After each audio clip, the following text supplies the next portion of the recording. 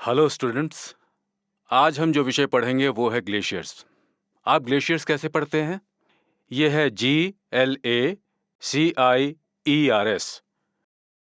तो ग्लेशियर्स किसे कहते हैं? वो कहाँ पाए जाते हैं? मनुष्य जाति के लिए वो किस तरह उपयुक्त हैं? ये कुछ सवाल हैं जिनका हमें तुरंत उत्तर देना है। चलिए एक वीडियो देखते हैं जिसका नाम है सुरु का प्लैनेट ग्लेशियर। सुरु एक छोटी बच्ची का नाम है जो 8 साल की है, जो अपने आप में ही एक एडवेंचरर है, एक्सप्लोरर है। ये वीडियो शूट किया गया है साउथ आइलैंड के न्यूजीलैंड में।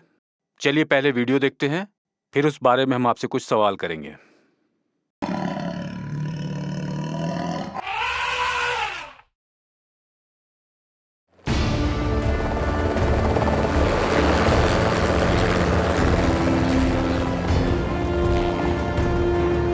हमारे ग्रह के कुछ सबसे शानदार ग्लेशियर्स जो अब मौजूद नहीं हैं। हमारे वैज्ञानिक कह रहे हैं कि दुनिया भर के अधिक से अधिक ग्लेशियर्स पिघल रहे हैं। क्लाइमेट परिवर्तन इसका सबसे महत्वपूर्ण कारण है। मानव अस्तित्व को खतरा हो रहा है और हम कार्रवाई करने के लिए और इंतजार नहीं कर सकते। आज मैं आपको ले चलती हूँ दक्षिण द्वीप न्यूजीलैंड के ग्लेशियर्स के तेज तर्रार फ्रांस जू पर। ग्लेशियर्स पर चलते हुए जब तक मैं चोटी तक नहीं पहुँच जाती, चलते चलते मैं आपको बताऊंगी कि ग्लेशियर्स के पिघलने का असली मतलब क्या है।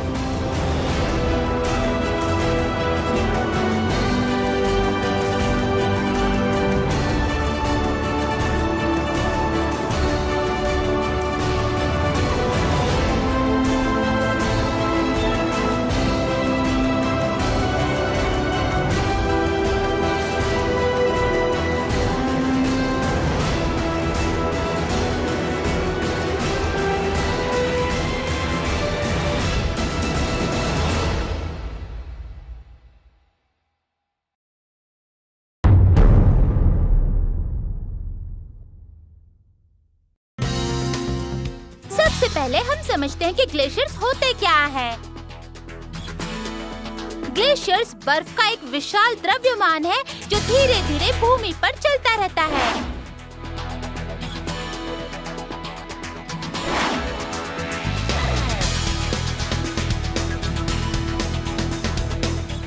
ग्लेशियर्स तब बनते हैं जब स्नो बर्फ में तब्दील होने के लिए लंबे समय तक एक स्थान पर रहती है। नीचे बर्फ की परत पर बर्फ गिरने से बने दबाव के कारण ही ग्लेशियर्स किसी धीमी नदी के जैसे आगे बढ़ते रहते हैं। कुछ ग्लेशियर्स फुटबॉल के मैदान जितने छोटे होते हैं, जबकि अन्य सैकड़ों किलोमीटर लंबे हो जाते हैं।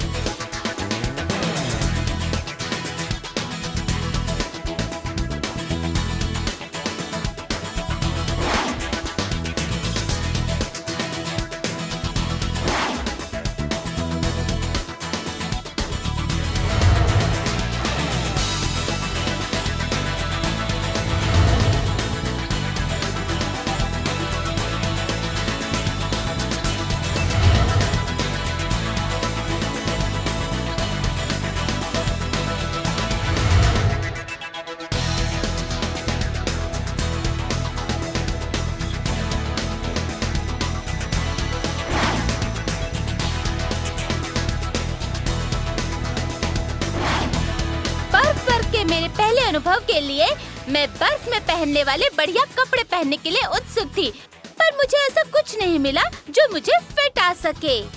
कोई बात नहीं, मैं तो जाने के लिए तैयार हूँ। फ्रांस जोस के ग्लेशियर पर जाने के लिए चलिए हेलीकॉप्टर की सवारी से शुरुआत करते हैं।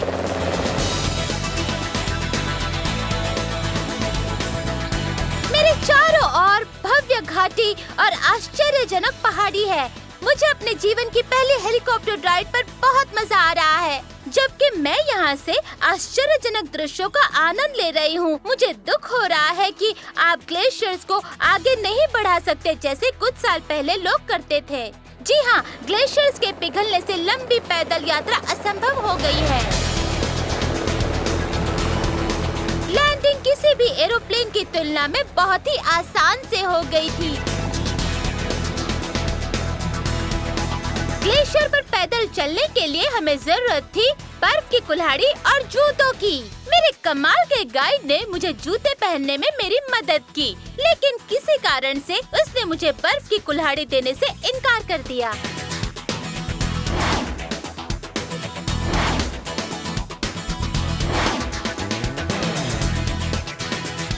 ग्लेशियर्स का नाम ऑस्ट्रिया के सम्राट फ्रांस जोसेफ वन के नाम पर रखा गया था, जो रखा था जर्मन खोजकर्ता जूलियस वॉन ने 1865 में।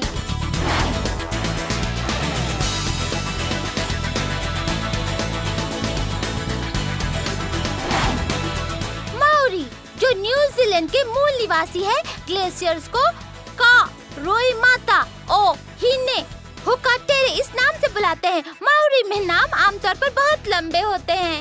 मुझे शुरू में ही एहसास हो गया था कि मुझे बहुत सावधानी से चलना है। सबसे पहली चीज जो मेरी नजर में आई वो थी पिघलती बर्फ। मैं बस नीचे झुककर ठंडे ठंडे पानी को छू सकती थी। मैं सिर्फ ये देखना चाहती थी कि बर्फ की कितनी परतें पिघल गई हैं। अगली बात जिस पर मैंने गौर किया वो था बर्फ के चट्टानों पे पाए जाने वाली दरारें। दरारें तब बनती हैं जब बर्फ की एक परत दूसरी की तुलना तेजी से चलती है।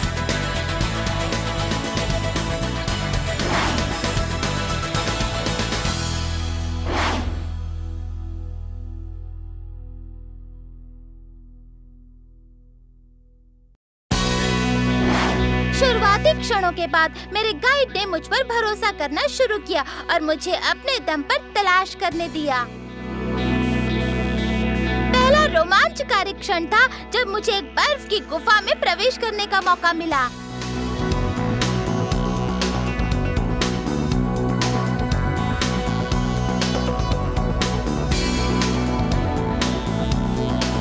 मौज मस्ती के बाद मैं और मेरे गाइड सैर का आनंद लेने लगे और फिर मैंने अपनी चढ़ाई जारी रखी। और फिर मैंने अपनी प्यास बुझाई। ये पानी तो बहुत ताजा है। ये दुनिया का सबसे ताजा पानी है।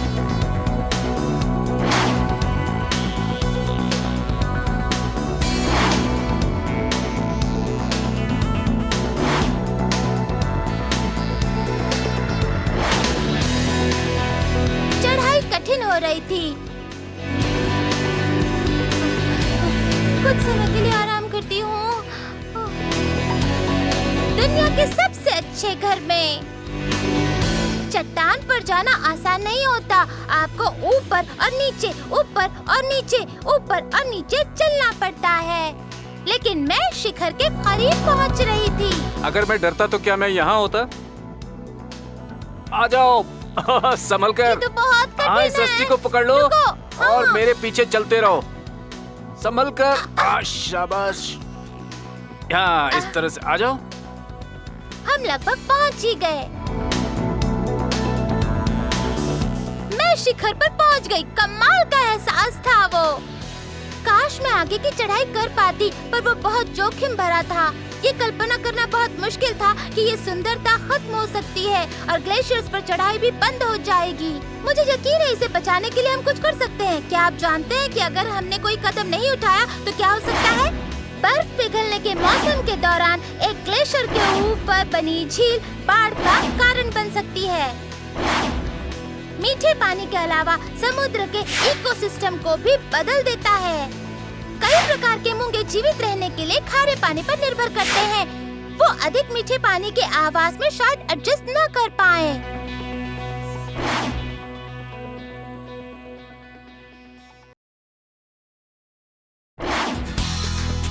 बड़े हिमखंड जो ग्लेशियर से टूट जाते हैं, शिपिंग के लिए खतरा पैदा कर सकते हैं। ग्लेशियर्स के थूथन से बर्फ के हिमस्खलन हाइकर्स के लिए बहुत खतरनाक हो सकते हैं। मेरे गाइड ने मुझे बताया कि नीचे उतरना ज्यादा कठिन होता है।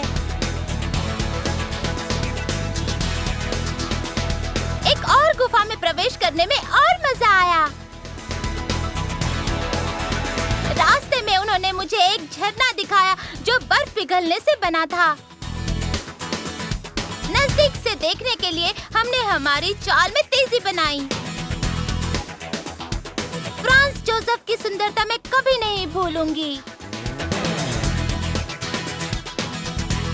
बर्फ में लगभग 2 घंटे हो गए थे, पर निश्चित तौर पर मैं और देखना चाह रही थी, हालांकि मुझे भूख लगी थी। मुझे एक और गहरी दरार मिली।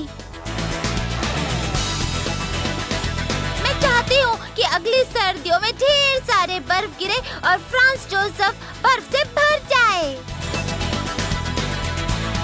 अब हम उस जगह के करीब पहुँच रहे हैं जहाँ से हेलीकॉप्टर हमें वापस ले जाएगा।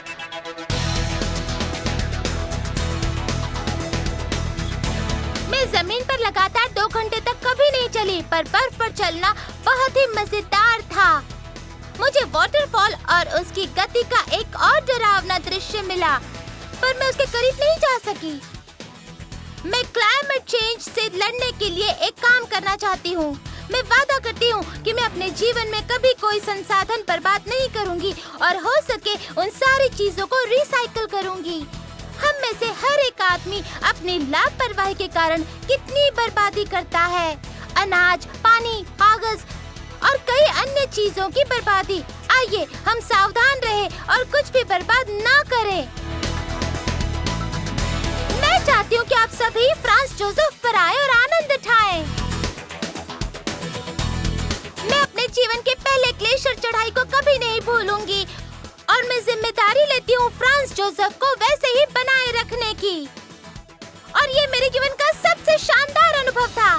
फ्रांस जोसेफ ग्लेशियर पर चल पाई, इसलिए मैं अपने आप को भाग्यशाली मानती हूँ और मैं चाहती हूँ कि आने वाले वर्षों में लाखों लोग इस ग्लेशियर का आनंद उठाएं।